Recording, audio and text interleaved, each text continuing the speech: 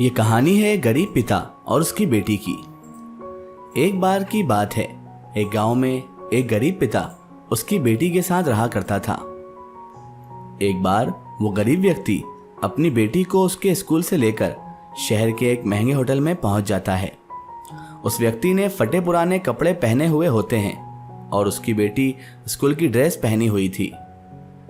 जब दोनों होटल के अंदर पहुंचे तो वेटर पूछता है, सर आप क्या खाना पसंद करेंगे, आप अपना ऑर्डर बता दीजिए।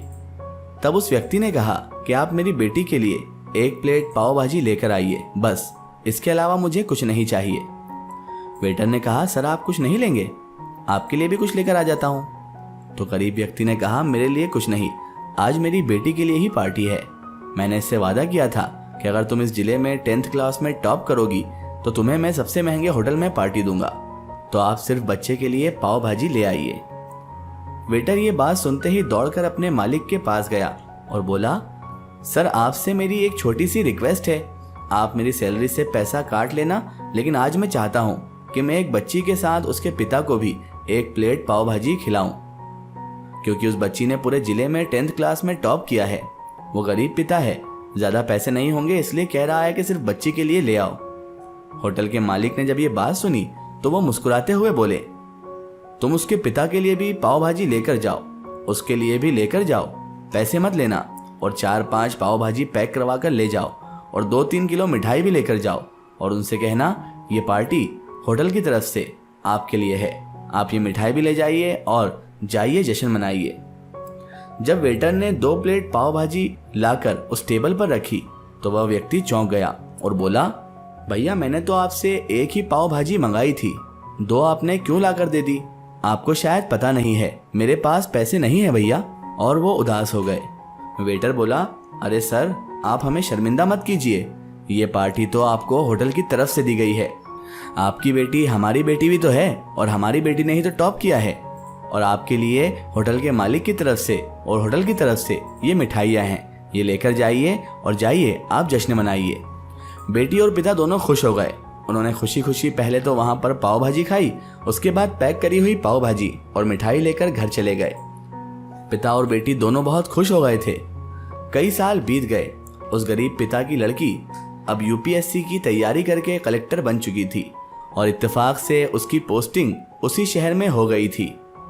उस लड़की ने जैसे अपनी पोस्ट संभाली, उस होटल में सूचना पहुंचा दी कि मैं उस होटल में लंच करने के लिए आ रही हूँ। होटल के मालिक ने जब ये सुना तो होटल को पूरी तरह से सजवा दिया, क्योंकि शहर की कलेक्टर उसके यहाँ आने वाली थी और उसने इसीलिए साज धाज करके उस होटल को सजवा दिया था और कस्बे के सभी लोग उन्हें देखने के लिए आने लगे। कलेक्टर अपने पिता के साथ उस होटल में पहुंची थी। कलेक्टर ने होटल के मालिक से कहा कि शायद आप मुझे पहचाने नहीं, हम वही पिता और बेटी हैं जो कि हमारे 10th क्लास में टॉप करने पर आपके यहाँ आए थे और आपने हमें पार्टी दी थी। हम वही पिता और बेटी हैं, आज फिर से आए हैं और आज पार्टी हम देंगे आपको, आपके पूरे स्टाफ को और पूरे गांव को, क्योंकि आपने गरीबी का सम्मान किया है। आपने उस दिन जो पार्टी दी थी, मुझे बताया कि मुझे कितनी और ऊंचाई तक पहुंचना है, कितनी और बड़ी मंजिल को छूना है। आपने एक मुझे नई प्रेरणा दी थी, मुझे मोटिवेट किया था, और आज मैं उसी मोटिवेशन की वजह से, उसी प्रेरणा की वजह से आपका एहसान चुकाने के लिए आई हूँ। इधर कलेक्टर बनी वो लड़की, वो मैडम ये सब कहते जा रही थी और आंखों से आंसू बहते जा रहे थे। होटल का मालिक भी रो रहा था और उसके पिता भी, और उस लड़की की आंखों में भी आंसू थे। साथ ही साथ गांव वाले और पूरा स्टाफ भी इमोशनल हो चुका था। तो दोस्तों, ये कहानी हमें सिखाती है कि कभी भी किसी गरीब का मजाक नहीं उड़ाना चाहिए। हो सके तो उसकी मदद करना चाहिए और उसे प्रोत्साहित करना चाहिए। अगर मदद ना कर सको तो उसका मजाक कभी मत उड़ाओ, क्योंकि वो मालिक सब देख रहा है। बनना है तो उसकी नज़र में अच्छा बनिए। जहां भी रहिए कर दिखाइए कुछ ऐसा कि दुनिया करना चाहे आपके जैसा। हमें अपनी जिंदगी में हमेशा गरीबों की मदद करना चाहिए, गरीबों को आगे बढ़ाने की सोचना चाहिए। अगर हम ऐसा करते हैं तो फिर धीरे धीरे हमारे समाज से ये गरीबी नाम की जो बीमारी है ये खत्म होती जाएगी और हम लोगों के दरमियान किसी भी तरह का कोई भेदभाव नहीं बचेगा। अगर हर अमीर ये सोच ले कि मुझे गरीब भाई की मदद करना है और उसे आगे बढ़ाना है, तो समाज से कई हद तक गरीबी खत्म हो सकती है, जिस तरह इस कहानी में हुआ। अगर वो होटल का जो मालिक था वो किसी बच्ची को प्रोत्साहित करके जब उसे प्रेरणा दे सकता है, तो हम क्यों नहीं, आखिर हम क्यों नहीं दे सकते किसी को प्रेरणा। आसपास मौजूद गरीब लोगों की मदद कीजिए ताकि एक दिन वो भी इस लड़की की तरह कुछ कर दिखाएं और इस पोस्ट पर पहुंचने के बाद भी आपका शुक्रिया अदा करें।